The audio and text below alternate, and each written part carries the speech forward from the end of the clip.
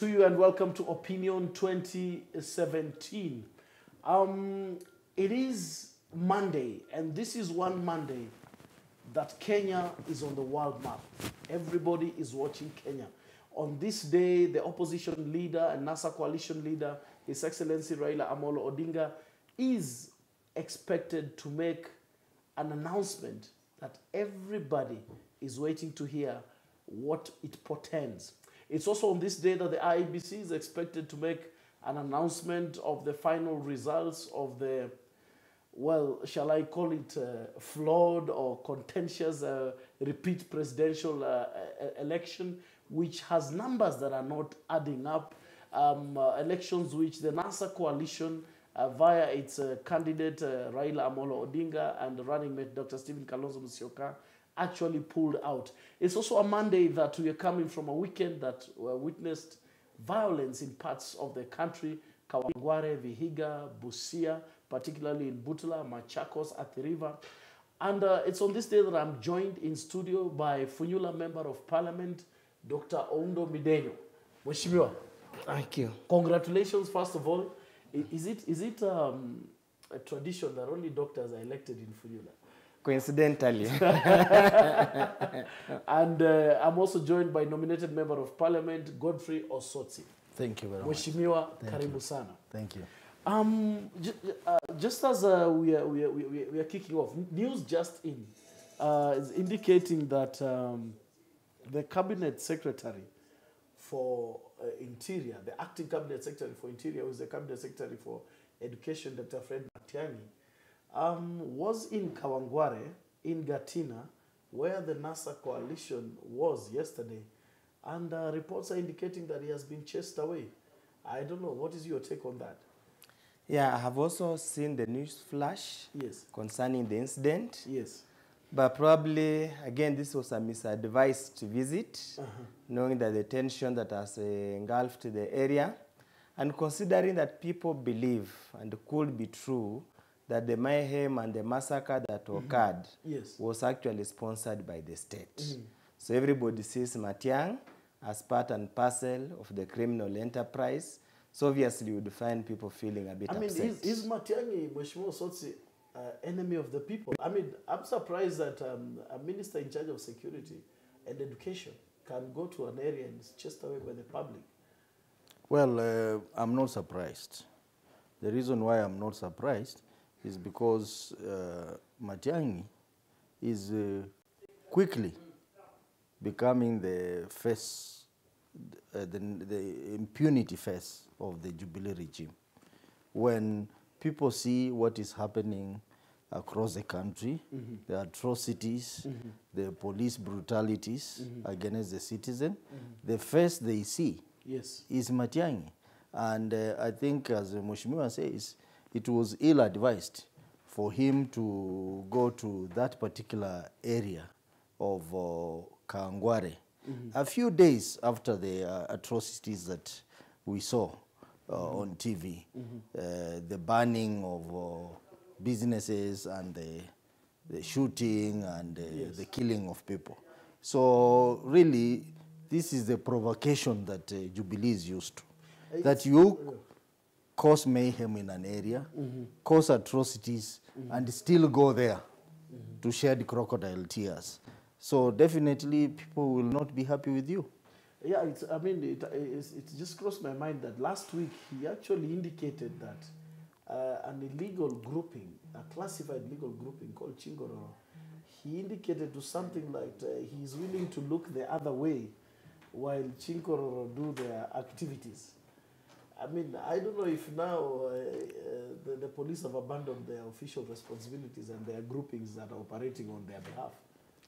Well, the police force, as is a typical case in Kenya, there are probably those who feel that police brutalities are getting out of hand. So obviously, the state, as typical, a state that is about to fail, turns to non-military or non-official groups to help prop up their failing regime. And again, this confirms what we have been talking all along as NASA, that some of these people pretending to be police are not really police. They are part of the militia. You saw clips of policemen with pangas in their pockets. You saw clips of policemen with rastas and funny-looking faces. That confirms even what happened in Kawangware, that some of those people who went there as policemen are not really policemen. Okay, we'll get to the gist of that. I mean, I'm just thinking to myself, how a policeman in Rasta, I think they are very strict in Kiganjo, where at the entry level, to the extent that if your teeth appear to be discolored or disfigured in a way, so I don't know how anybody with Rasta will graduate from Kiganjo, but we'll get to that. Comments really come in. Lillian Ochieng, you're saying, waiting for Baba's announcement. This announcement. Mingate Bungi, this interview, we were able to use our platform to reach our people. Thank you for watching. Kennedy Musungu, watching live from Canaan. Now, let's get to the gist of it. I just want us to watch this interview of Kandara Member of Parliament Alice Wahome in a debacle with the returning officer. Let's just have that clip, please. We had not verified, period. I was authorizing verification. Where una ujinga saidi sana. The report you want to file, Barossa, are the ones that you can file. You file the report you want. Let us go. We are doing your work. Mutiso, I'm handing over this. Yeah. Why are you pushing him? I have not been doing anything. I've done my work. Yes. As a returning officer for Kandara constituency, I have finished that work. It has taken me so much time to finish. There is nothing else I am going to do, dead or alive. To write some explanation on below where I had written that they have reduced the sign. We had not verified, period. I was authorizing verification. Where una ujinga saidi sana. The report you want to file, Barossa, are the ones that you can file. You file the report you want. Let us go. We are doing your work. Mutiso, I'm handing over this. Yeah. Why are you pushing him? I have not been doing anything. I've done my work. Yes. As a returning officer for Kandara constituency. Well, there you go. Mheshimiwa, looking at that clip, I mean, a returning officer totally at the mercy, actually being roughed up, bullied by a Jubilee member of parliament or operative, if you like. What does that say about this election? First of all, it is sad for the member, honorable member, to behave in a dishonorable manner in public. Yes. When we went for the induction course, we were reminded that we were honorable members, that whatever level of provocation we might be pushed to, we must conduct our things and our affairs with a bit of more decorum than what she did. Yes. Now, on the substantive issue, that basically goes to tell us what we have been talking about all along. That figures attributed to Jubilee are always spruced up, they're always massaged, they're always cooked figures. So when they got a returning officer who believed in the rule of law, who believes what he has been trained to do, and refused to abide to their calling, obviously you can see that kind of misbehavior, which I can call literally madness, because figures don't lie. It's either 1 or 1. If you have to change it to 11, that's what you have to do to change it to 11. Somebody's asking, Mheshimiwa Osotsi, if this was you, if this was a NASA MP doing that, or if this was a NASA supporter, you'd probably be dead with a bullet in your head. You'd be told you're a looter. Clearly, first of all, Honorable Wahome, she is a very distinguished lawyer. She's a lawyer? Yes, yeah. She's been a high-ranking official of FIDA. She's been a member of the Council of the Law Society of Kenya. Wow. And she knows very well whatever she did was actually violation of the law, the Election Offences Act. And we are concerned as NASA that to now, she has not been arrested by the police, despite the Director of Public Prosecution having issued directive that she should be arrested. Right. And you are aware that a few days back, we had an issue in Kisumu involving Honorable Uta and Ruth Odinga. Yes. And they were quickly locked in and taken to court. Nowadays, I hear the police have the powers to decide whether your offense is bailable or not. You can see the double standards that Jubilee has. She has not been arrested. And we hear they're trying to change the narrative to say that it is the returning officer who attacked her. So the issue that happened in Murang'a clearly demonstrates to Kenyans the sharpness of this election. There is no better evidence than what we saw in Murang'a involving Honorable Wahome. Honorable Alice Wahome. But probably, just to add on, just on the same incident, we have been brought up to believe that there must be respect between the sexes. Yes. Gender issues. Yes. And I'm sure if it was a man pushing a lady, it would have, FIDA would have literally crucified the man on the spot. Right. So that's why we keep on saying, at times, as Mheshimiwa said, we have double standards in this country. That we only act when it suits us. We are willing to keep a blind eye when it does not suit us. Yeah, because come to think about it, this man probably has a wife and children. Yeah, I mean, I cannot imagine the embarrassment if children in school have to point out that you're the child whose father was being beaten by a woman. Yes. So to speak in African culture. So to speak. Yeah, so this man must be going through some level of emotional trauma. It's a very sad situation. But all we can say is that this is a very clear act of violation of the law. And as we are talking now, Alice Wahome should be in jail. And for the longest time, I mean, an image has been painted by media outlets that NASA is largely a violent outfit. If this is Alice Wahome, how about her supporters? They could even be worse. Yeah, I mean, if that is how your leader behaves, you cannot want to imagine what the supporters got. In fact, I was just trying to think, what happened to this arrow when the camera stopped rolling? I fear for him. I'm told he has even run away from his house. He has simply also changed off his telephone numbers because, as Mheshimiwa says, he can't, the trauma, the emotional torture. Yeah. It's becoming too much. But one thing that we must be reminded as Kenyans is that a few days back, before that incident, we saw Alice Wahome in a military attire.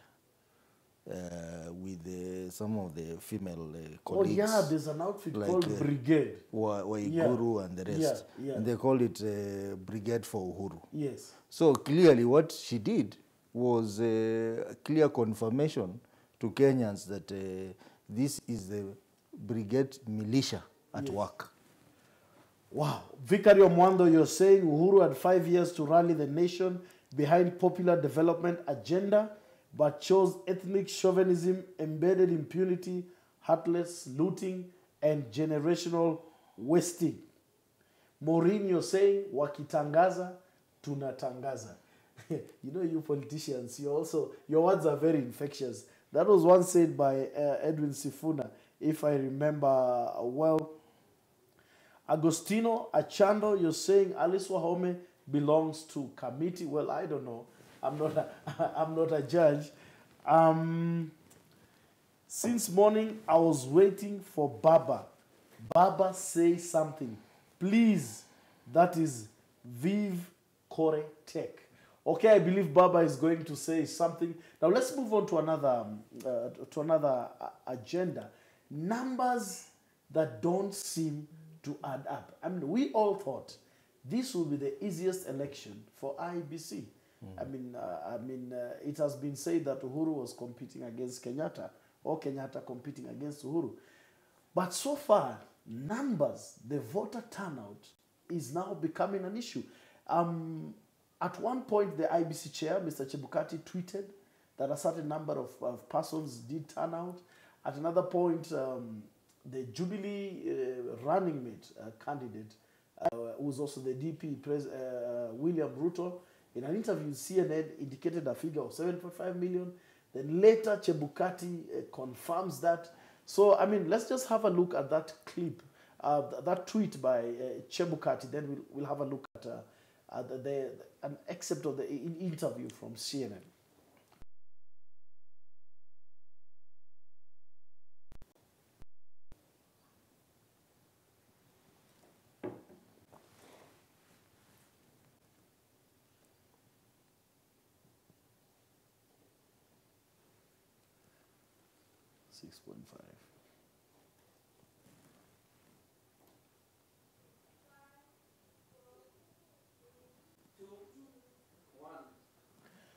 So there you go.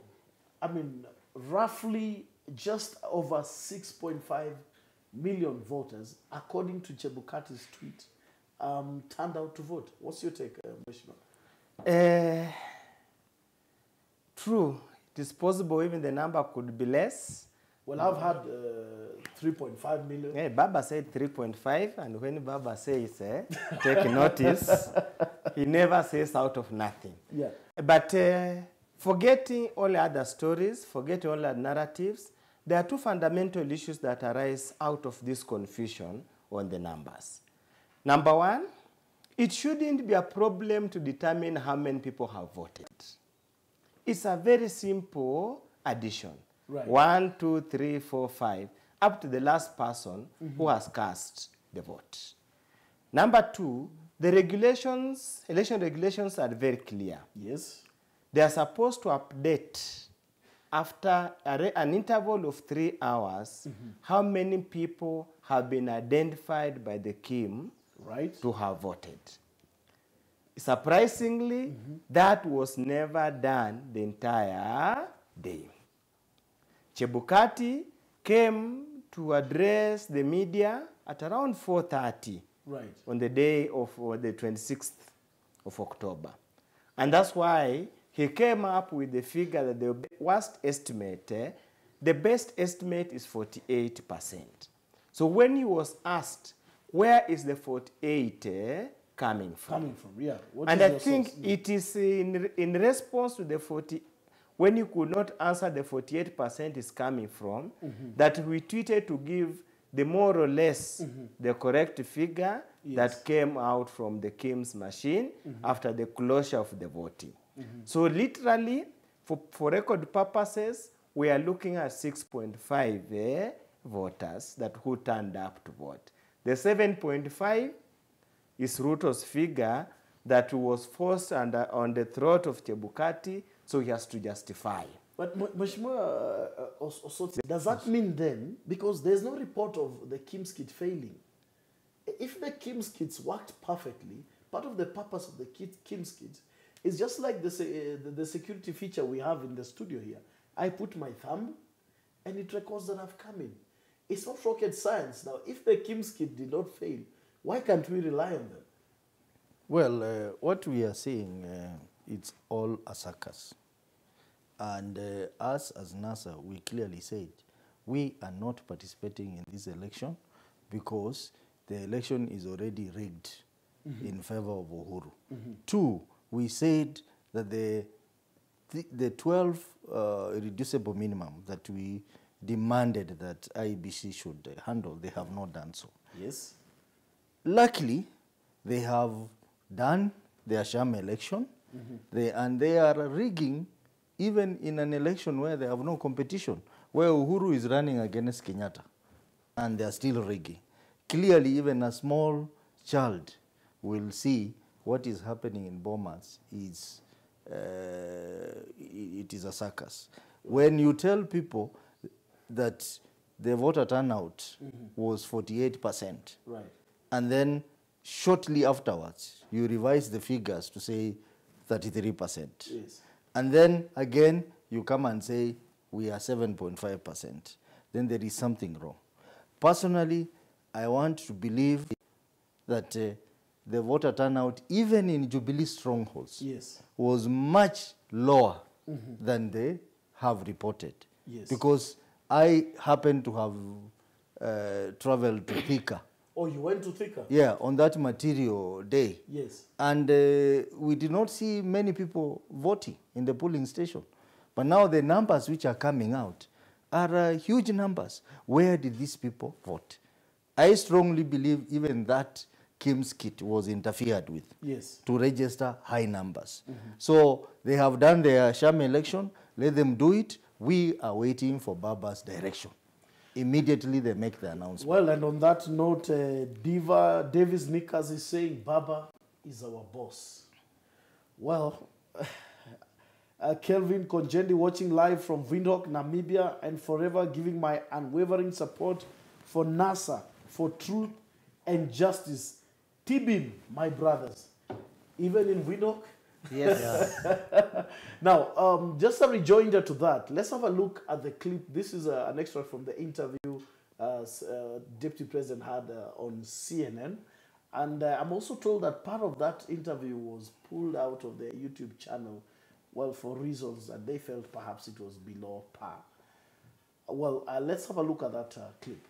In fact, 7.5 million voters turned out, and that information is available to the general public. In fact, CNN can Google the IEBC portal, and they will find. But the chairman of the electoral board, the IEBC, said just over 6.5 million people voted. Where does the 7 million come from? That doesn't add up. The chairman spoke. That's about 1.5 days ago. And he said that was the estimate. As it is now. There, he said it. CNN can Google and and find the results in the IBC portal. Mheshimiwa, is it a coincidence that the same turnout that the DP is alluding to, who was a candidate, is what now Chebukati appears to be coming up with, or rubber stamping, so to speak? Unfortunately, as I mentioned earlier, Chebukati knows what's the correct figure. But when the DP went on international media and said 7.5, and since probably IBC, the government, and Jubilee are more or less the same thing, and you know who is the boss, he had to massage the figures to fit what the deputy president had indicated to international media. It's unfortunate. It portrays in bad light IBC, it portrays in bad light Chebukati, and generally it puts into question the entire structure of election management in this country. Before I come to you, Mheshimiwa, Verandia Malme V, kama wanasema wanafuata sheria, mbona walikiuka sheria ya kufungua server na kufanya mabadiliko? They only stick to the one elections in 60 days. Well, the server is not yet opened, but just back to that clip of the DP. Yes. This figure was 7.5. You want to tell me that the impunity levels in IBC are such that we discard every process, or we get a number first and now work backwards. And that's why perhaps it has taken this long to make this announcement. I mean, the other election, just about half an hour after the elections, we had over 300,000 votes that had already been counted and posted. Well, it's very unfortunate. First of all, if I may comment on that interview. Yes. CNN interview. It was actually the worst interview I've ever seen of a leader of that caliber. Do you think he misrepresented the He office misrepresented the office of the deputy president. Because when you are such a serious leader and talking to the international community, you need to show composure and you need to talk with the humility that goes with that position. We saw a deputy president who was talking with anger. We saw a deputy president who was even telling such a very serious international organization, CNN, that they can Google. So I think CNN were right to have pulled down that interview because it did not fit within the basic tenets of diplomacy. Actually, the presenter accused him of lying at some point. Yeah, it was full of lies. It did not basically meet the basic tenets of international diplomacy, if you talk to international experts. Number two,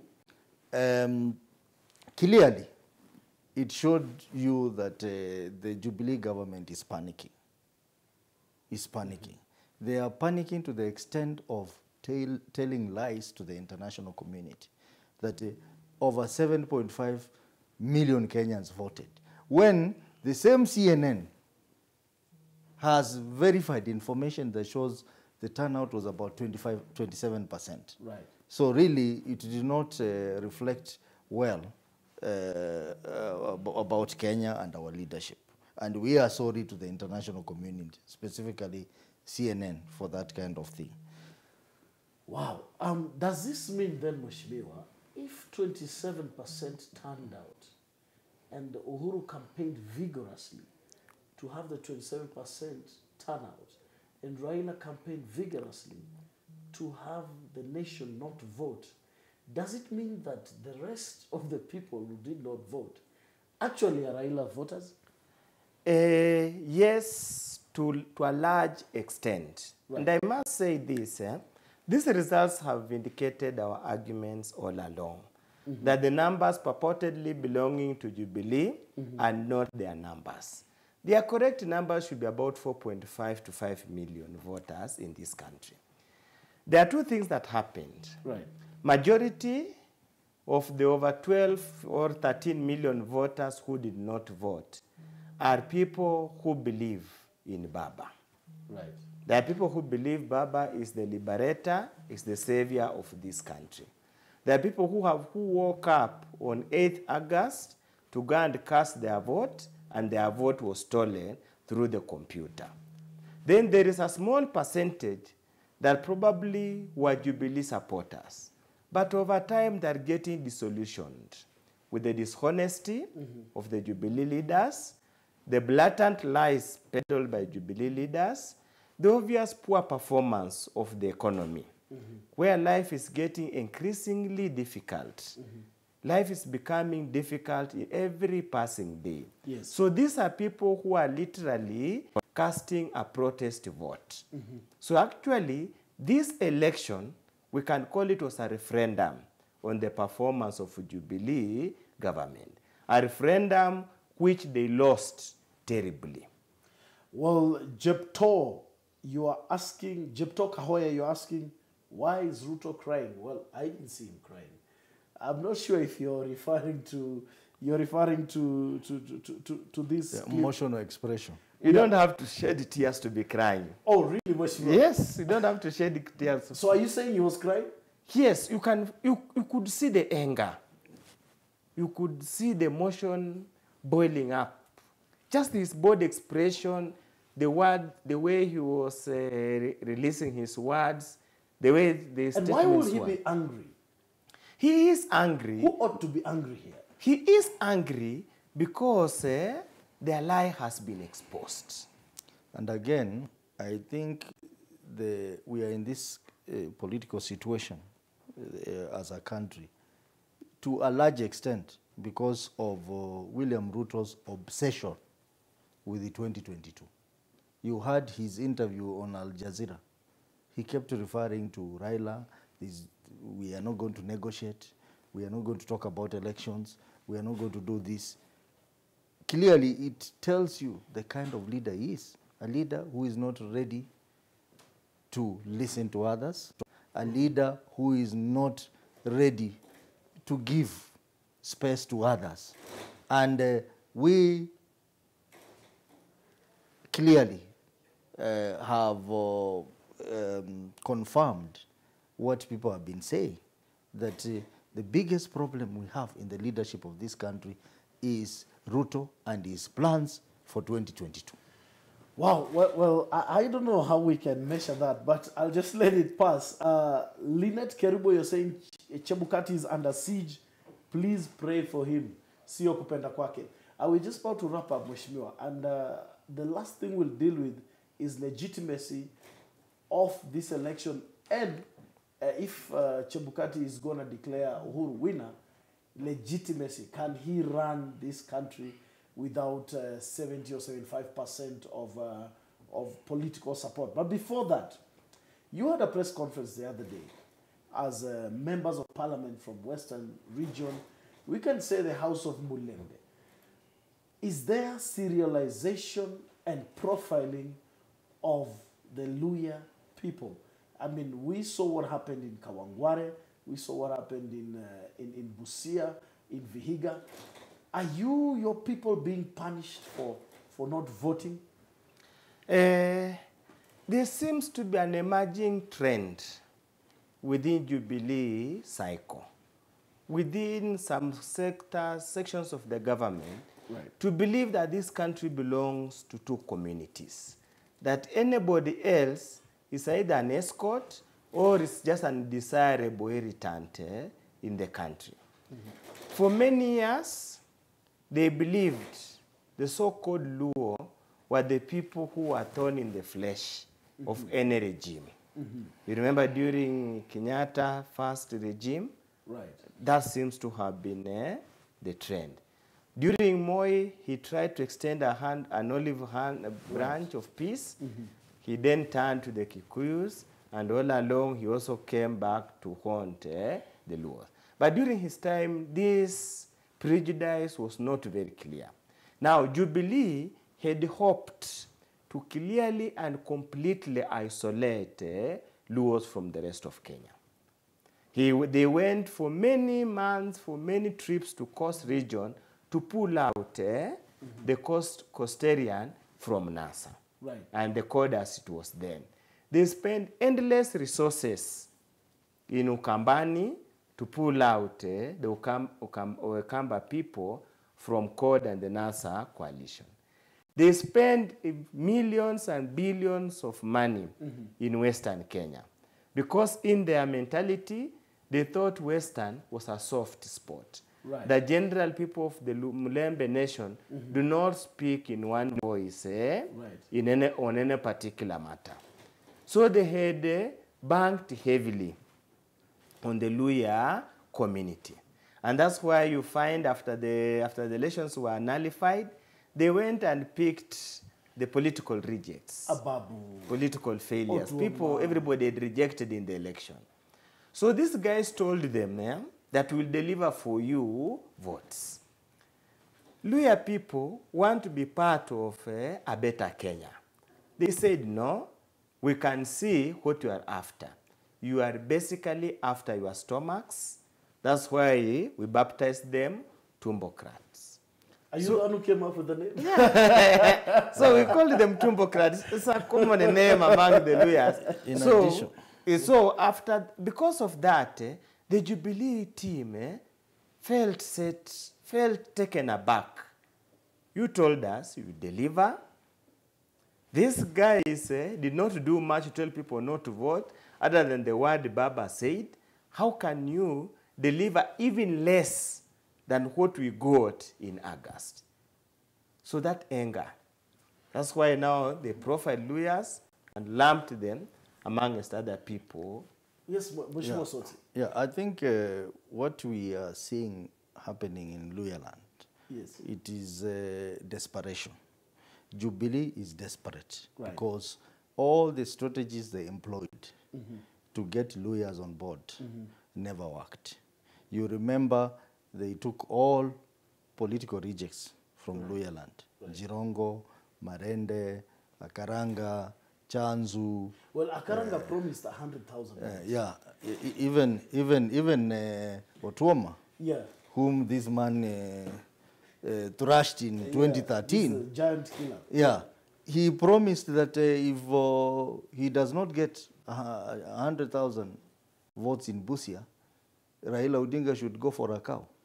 Oh, so really? we are telling him that we don't need your cow. We don't need, he can keep it. Because definitely, they have not even managed to raise even 20,000 I saw a votes. tweet by Ochieng, Yeah. and it had the picture of a Karanga, and he said, here comes 100,000 votes. Yes. And Karanga was voting. Yes. So they mobilize all the political rejects in Western, thinking that these people, they have people, they will bring people on board. The Gumos and everyone, Utomas and everyone. That never worked. Remember, we were talking about buying of IDs. That exercise was massive in the Western region, just before the election. That also never worked. Then we had promotion of Lusaka to become the Senate Speaker. Yes. Thinking that by Lusaka becoming the Senate Speaker, then he will pull off a big chunk of Bukusu votes to Jubilee. That never worked. And we are being told that all civil servants, senior civil servants from Western region, Kavuludi and ambassadors and whatever, were all mobilized to go on the ground to campaign for Jubilee and to look for votes for Jubilee. Speaking about Kavuludi, is it the chair of IPOA? No. National Police Service Commission. NPC. Yeah, but if he's the chair of NPC, I mean, Yeah. the police service ought to be neutral. Yeah, in fact, is an independent If he's campaigning constitutional commission. for Jubilee, how can he notice the atrocities that police are committing? On Yes, behalf of Jubilee? those are now the questions we will be asking as NASA. Now, all those strategies, after spending a lot of money, the results were not there to be seen. So Jubilee panicked, they were desperate, and that is why you saw what happened in Kakamega, Busia, Bungoma, and eventually in Kawangware. As a community, as leaders of the community, we are saying we are not going to watch our leaders, our people being massacred. We went to Kawangware and told our people, don't just sit in there. If possible, defend yourself. Well, I don't know what you mean. The defend yourself, Mheshimiwa. These are ambiguous words that My can- friend, Self-defense. My friend, however weak you are, there are some things you cannot take. However weakling a man is, he can never allow, among us the Luhyas, he can never allow his wife to be raped in his presence. He can never allow his mother to be beaten in his presence. If you want to see a true Luhya man, attempt to make those silly mistakes. He will fight you back, even with the bare hands, and you have an AK-47. It does not matter. So that's why we are telling our Luhya people, we are people who are proud of ourselves. However much it will cost, let us not just sit back to be beaten like children, yet we have the capacity to defend ourselves. Well, Mheshimiwa, we are living in very dangerous days where when you say some things, I heard the deputy president say that Raila Odinga has militia. I don't want somebody to come for you. I just want to clarify that Mheshimiwa is not inciting. No, we are not inciting. anybody. I'm simply saying, Yes. if surely you are being beaten, don't you, even morally, at least protect your head, even if they injure the arm, it's easy to treat. Yes. But if you just stand, they smash your head, how will you live? And remember, self-defense is lawful. Yeah, it's lawful. You can't come here, hit me with a piece of metal as I watch you beat me. I will have to defend myself. That's provided for. I hear you. As we get our closing arguments, Audrey Leona, you're saying Jirongo, Tuoma Marende, Akaranga Ababu, Chanzu, Gumo, Lusaka, name them. Tumbocrats, Luhya, rejects, shame. Mheshimiwa, your words are infectious. Yes. In fact, in addition, the Tumbocrats have joined a circle called Mbeho Mbeho. Oh, Mbeho Mbeho circle. Metamorphosize into mbeho mbeho. Mbeho Mbeho what does circle. Beho mean? I mean begging. Nipatie kidogo. A man of your status who is... But if you're saying Beho, someone like a Karanga has been a governor. Precisely. So how do you go to Beho after being a governor? Otuoma has been an MP, a minister, for 10 years. How can he stoop that low? Ababu Namwamba has been in influential positions. He was in Parliamentary Accounts Committee, and everybody knows the circumstances under which he left Parliamentary Accounts Committee. He cannot be all that desperate. You see, that brings into question. And Marende? Marende, surely. Speaker. Speaker? Have you been an MP, then Well, Speaker? as the Luhyas say, Vinduvi Chenjang.